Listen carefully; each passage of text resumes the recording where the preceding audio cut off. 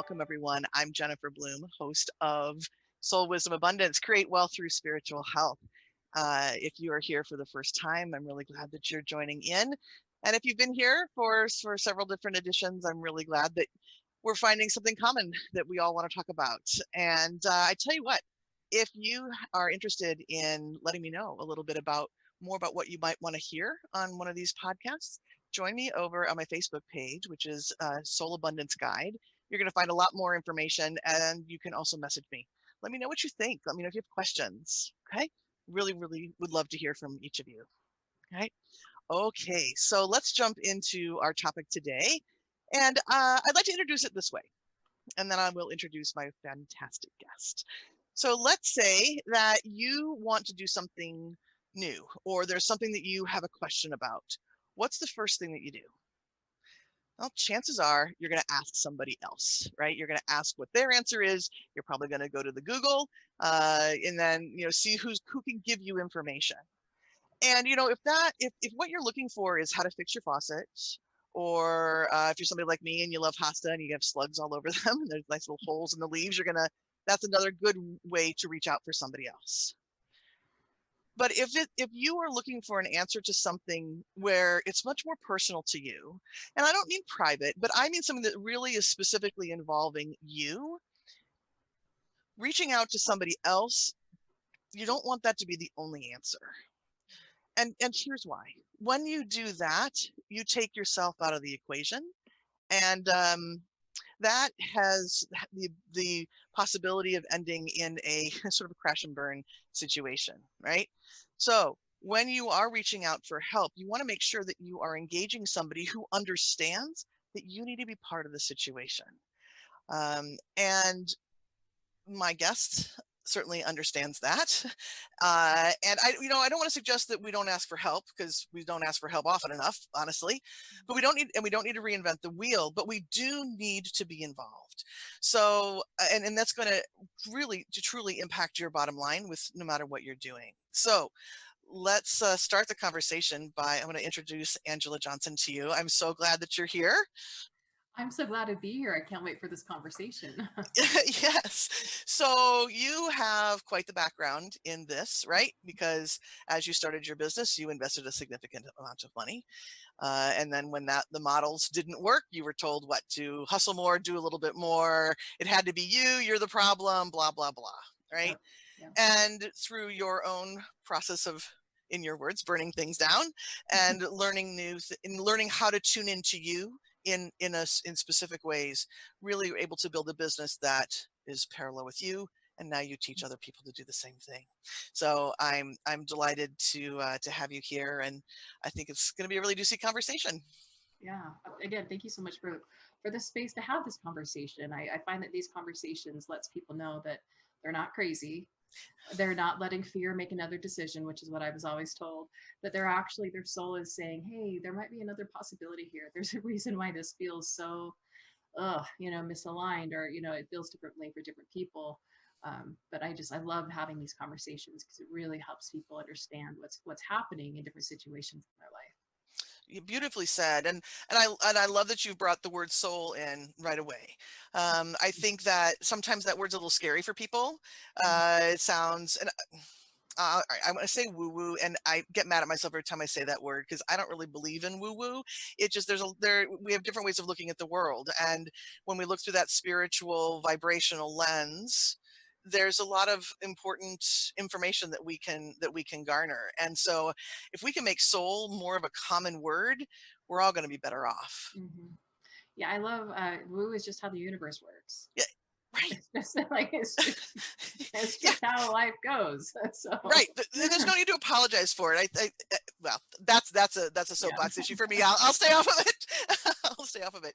So can you share a little bit more about, let's start kind of talking a little bit about the journey that you were on to get you Yeah. to this point of really having experienced it for yourself.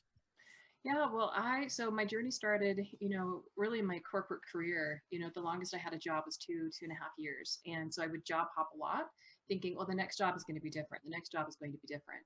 And there was and I've had this little voice, in my head the whole time, ever since I was in kindergarten. That was the first time I Mhm. specifically recall this kind of questioning of like, is this all there is? Like, why are so many people happy? In kindergarten, I was looking around going, Wow, that's a why are so many intense. people like so happy to just be learning letters? Like, can we do more, please? And I was like, so this is, welcome to the way my brain works, which Right, is right. great and also problematic sometimes because it doesn't necessarily fit into how the world works. And so 2008, just as the housing market was crashing in the United States, I had that notorious meeting with my boss and said, yeah, your last date is going to be, and basically I was laid off. It was a legal way to fire me.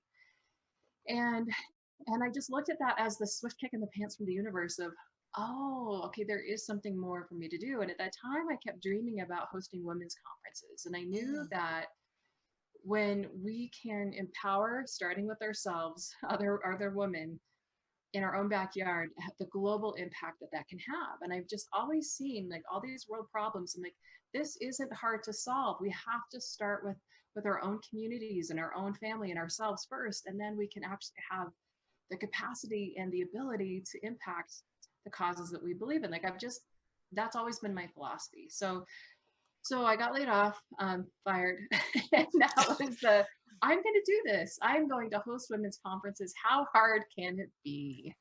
how hard indeed.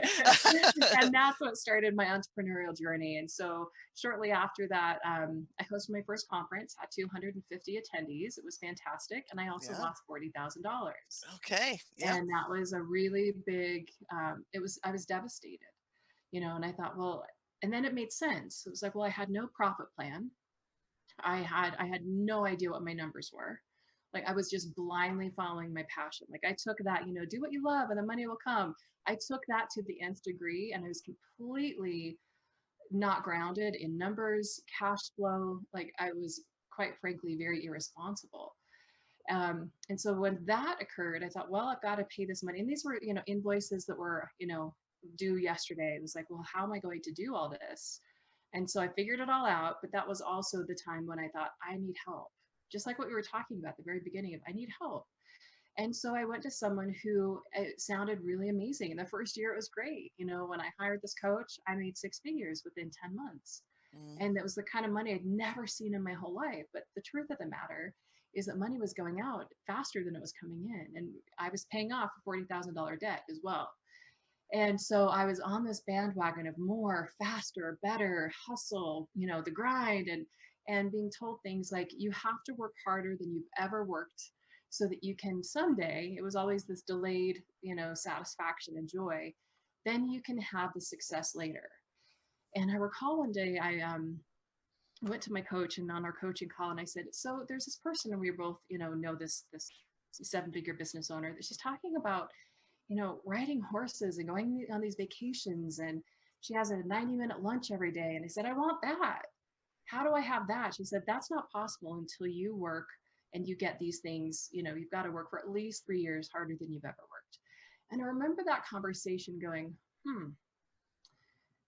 clearly she knows what she's doing for her, but I didn't have the language or the awareness to differentiate why that felt so completely crappy when I was hearing that. It was just like I could hear it, but there was nowhere for it to land. And my whole, like, just that pit in my stomach was like, I didn't know this was what I was signing up for. Like, this kind of sucks. yeah. This really is Yeah. not fun. And so that's when I started just really, I'm really great at asking questions, even when it's inconvenient, of just like, maybe there's another way to do this. And so in my second year of coaching with this person, that's when I really saw, wow, I'm actually being taught some marketing strategies and sales strategies that are just flat out manipulative. Mm-hmm. Like, this just Mm-hmm. doesn't feel good. I don't want to treat people this way, let alone be treated this way. And I'm allowing myself to be treated this way. And so now in hindsight, that was 2009, 2010. I can look back at that and the conversations that I was having with the coach that I was paying, a lot of money to. We're talking over $10,000 a year. Um, if I was to have that conversation with my spouse, there would be a word for that, and that's called abusive. And so I just now, I'd like looking at that and go, wow, I allowed myself to be abused and I paid them for it. Right, right, right, I was taught to implement these strategies. So that was this whole unraveling and really questioning, do I even want to be part of the coaching industry? Do I want to be part of these 3-day events which promise XYZ, but it's really a 3-day sales pitch? And right. the whole time I just thought, I know there's another way to do this.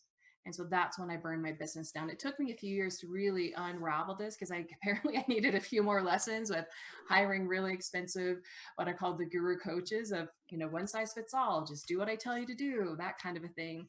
And so it was that same pattern of job hopping, thinking it's got to be different with the next job, just coach hopping. It's got to be different with this next coach. Like this coach is talking about soul and intuition. Oh, but how they're actually delivering their service has nothing to do with that. I didn't even know to ask better questions. Right. A So lot of this can get masked, right? It's still external.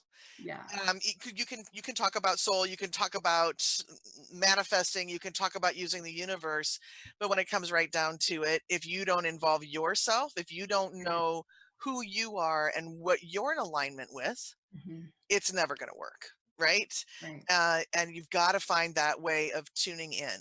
hmm, And I had a coach at one point say, I'm teaching you all of this because I don't want you to ever have to go through what I went through. hmm, I think there's a little bit of truth to that, but then I also think, we have to be, instead of being taught to skip over a whole bunch of steps, why not get taught how to listen to that voice inside? exactly. Right? Because I don't know that we can skip a whole bunch of steps.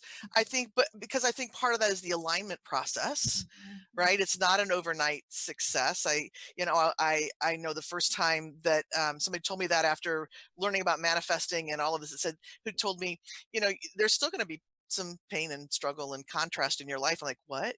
I thought the universe was all about sunshine, roses, and lollipops. And I don't mean to be a Debbie Downer here about it, but the shortcut, if there is one, is truly about tuning in Yeah, and tuning in before the action step and learning whether it's sort of the baloney meter, bullshit meter, right? Or whether it's really being able to hear what next steps are.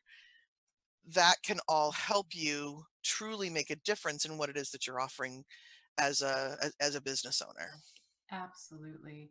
And I find that the difference between what's uncomfortable and where that stretch zone is and what's misaligned, like that's the practice.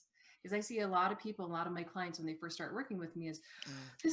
this is not meant to be, it's out of alignment. And I was like, well, how do you know it's out of alignment? How does it feel in your body? Or like, how is your intuition communicating this to you?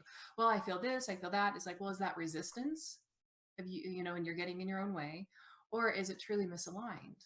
Because there have been times when it's absolutely aligned, and actually every time it's aligned and I really go for something, it's incredibly uncomfortable.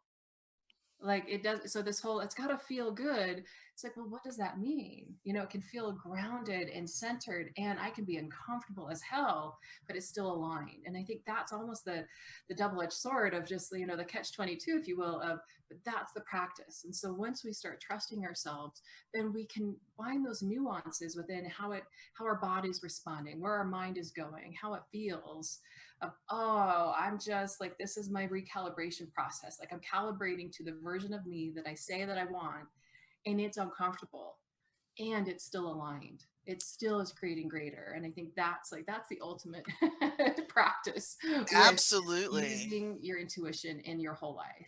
Absolutely. So one of the ways that I describe that state is I talk about it as the being state. Mm. So being that another way to say that is that internal state.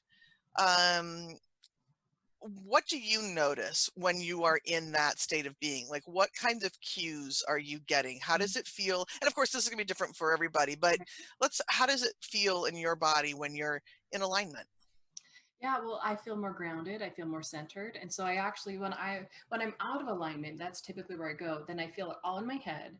And it's like the swirling energy of like, well, what about this? What about that? And I just drive myself insane with complicating the hell out of everything. So Yeah. I know that there's something off when I start complicating things or I suddenly get very confused. Like I forget, like, I think I forgot how to make money. Like I've had that thought before, like, oh my gosh, I don't know how to do this. Oh, I've only done this for, over a decade and I teach other people to do it. So wait a second, what's going on? What's distracting my energy here?